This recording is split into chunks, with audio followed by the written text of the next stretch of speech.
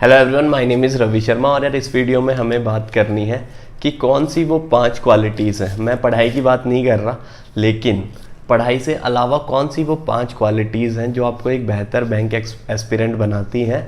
और अगर आप इन 5 में से काफ़ी टिक कर लेते हैं तो ज़रूर आपका पेपर बहुत जल्दी क्लियर होगा। तो जल्दी क्लियर करने के लिए आपको एज अ ह्यूमन बीइंग भी कुछ अच्छी क्वालिटीज़ इनकलकेट करनी पड़ती है जो आपको पेपर क्लियर करने में भी हेल्प करती हैं और बाद में भी आपको लाइफ में भी हेल्प करेंगी। तो उसी पे ये वीडियो रहेगी, देखते हैं आप 5 में से कितने बॉक्सेस टिक करते हैं। ठीक है, तो if you want to connect with me, you can connect with me on champions of Ravi Sharma Telegram channel, जहां आप मेरे से 1-on-1 भी इंटरेक्ट कर सकते हैं काफ़ी बार। Also you can connect with me on Instagram, link description में है। तो शुरू करने से पहले एक बहुत ही प्यारी इन्फॉर्मेशन आपको देता हूँ कि जो गाइडली है, गाइडली के यूट्यूब चैनल पे आपको 21 दिसंबर को 11 बजे सुबह बहुत सारे आपको बिग सरप्राइजेस मिलने लगे हैं कुछ अलग से, और उसमें आपको फ्री गिव अवेज भी बहुत सारे मिलेंगे। तो इस इवेंट को आप मिस ना करें, ये सभी बैंक एस्पिरेंट्स के लिए है गाइडली का बड़ा धमाका। तो जुड़ना ज़रूर 21 दिसंबर को 11 बजे गाइडली के चैनल पे, जहाँ पे आपको बहुत सारे सरप्राइजेस मिलेंगे। Thank you. हाँ जी, जो पहली क्वालिटी है वो ये है कि यार आप सेल्फ अवेयर हो। सेल्फ अवेयर का ये मतलब है कि आपको पता हो आप क्या कर रहे हैं, आप क्यों वो कर रहे हैं, और आपके मतलब चीज़ें क्लियर होनी चाहिए दिमाग में। जैसे मान लो आप अगर बैंक एग्ज़ाम्स की तैयारी कर रहे हैं तो पहले तो आप क्यों कर रहे हैं, क्योंकि आपको जल्दी नौकरी चाहिए और बैंक्स की नौकरी एक अच्छी नौकरी है, ये आपको पता है। दूसरा, आपको ये पता है कि जल्दी मिल जाती है नौकरी। ठीक है, तीसरा, जब ये दोनों चीज़ें क्लियर हो तो तीसरा आपको ये देखना है कि मैं बीटिंग अराउंड द बुश तो नहीं कर रहा, मतलब इधर उधर मैं ऐसे ही हाथ पैर तो नहीं मार रहा। मुझे एक्चुअल में पता है कि इस एग्ज़ाम की डिमांड्स क्या हैं, इस एग्ज़ाम का सिलेबस क्या है, और फिर उस हिसाब से आप एक प्लान के तहत आगे बढ़ रहे हैं। तो पहला point self awareness. Second point है कि आपको बैंकिंग एग्ज़ाम का अगर एक अच्छा एस्पिरेंट बनना है तो आपको कंसिस्टेंट रहना पड़ेगा।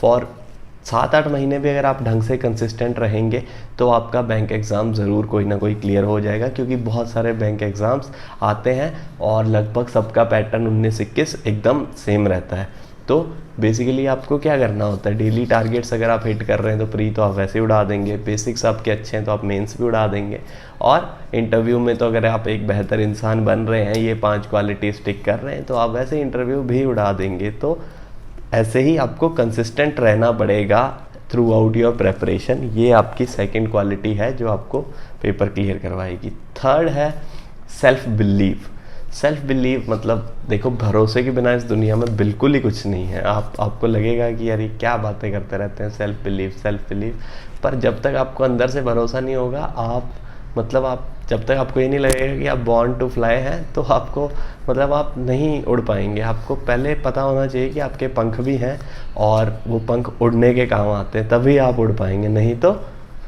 तो अपने ऊपर भरोसा हमेशा बनाए रखना। कई बार टेस्टिंग पीरियड भी आते हैं, टेस्टिंग टाइम्स भी आते हैं कि आपको लगेगा कि यार अब तो मेरे मैं नहीं कर पा रहा हूँ, मेरे से नहीं हो रहा है, और मैं काबिल ही नहीं हूँ इस चीज़ के, शायद ये दूसरे लोग हैं जो मेरे से ज़्यादा इंटेलिजेंट है। नहीं, ऐसा नहीं होता है। आप किसी भी टाइम पे बाउंस बैक करके अपने ऊपर भरोसा जता के अपने आप को आगे ला सकते हैं।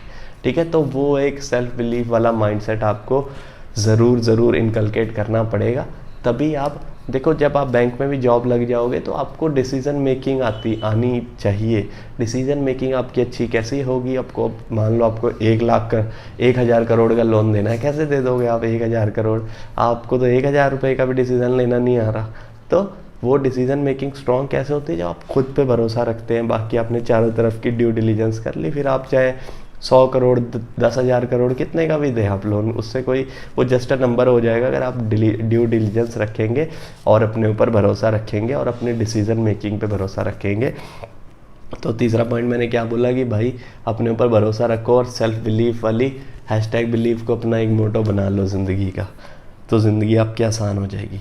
चौथी चीज़ जो मैं आपसे बात करना चाहता हूँ, अगर आपको वो क्वालिटी है आप में, अगर आप में नेगेटिव लोगों से, नेगेटिव बातों से और अपने आप से भी मतलब आप पॉजिटिव ही बात करेंगे, तब अगर ये वाली क्वालिटी है तो आप ज़रूर आगे बढ़ेंगे लाइफ में भी, और इन एग्ज़ाम्स को क्लियर करने के लिए भी आपको एक शक्ति मिलेगी। जैसे आप मान लो आपका कोई मॉक में ख़राब मार्क्स आए, तो आप ये कह सकते हैं कि यार चलो मॉक में ही आया, एक्चुअल एग्ज़ाम में तो नहीं आया, अभी मेरे पास टाइम है, मैं और अच्छा करूँगा क्योंकि मैं अच्छी तैयारी करूँगा। और ऐसे ही लोग तैयारी करते हैं, ऐसे ही लोग पेपर क्लियर करते हैं, और मतलब कोई एलियन तो आता नहीं पेपर क्लियर करने, ठीक है।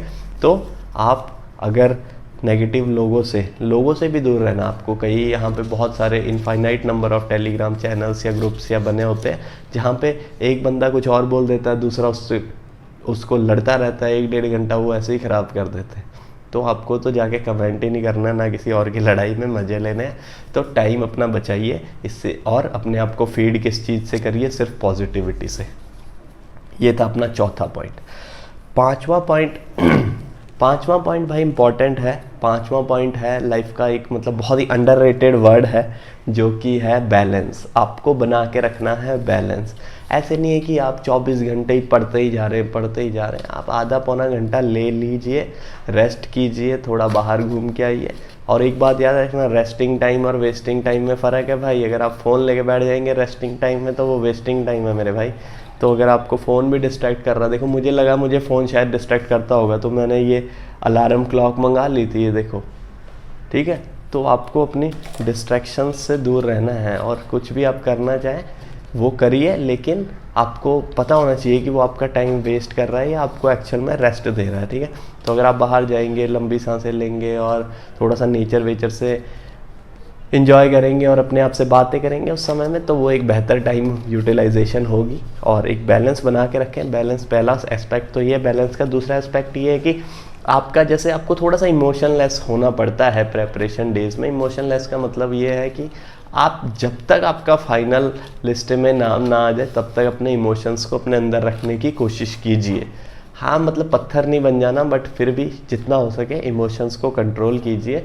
और जब आपका फाइनल एग्ज़ाम क्लियर हो जाए, फाइनल लिस्ट में आपका नाम आ जाए, चाहे आपको तीनों ही आपके मान लो प्री मेंस और इंटरव्यू तीनों बहुत बेहतरीन हुए, तब भी आप अभी इमोशंस को कंट्रोल रखिए। जिस दिन रिज़ल्ट डिक्लेयर होगा उस दिन अपने इमोशंस को फ़्लो होने दीजिए, और वो बहुत ही बेहतरीन तरीके से फ़्लो होंगे उस दिन। और आपकी खुशी, आपके पेरेंट्स की खुशी, वो बहुत ही 7वें आसमान पे होगी, ठीक है।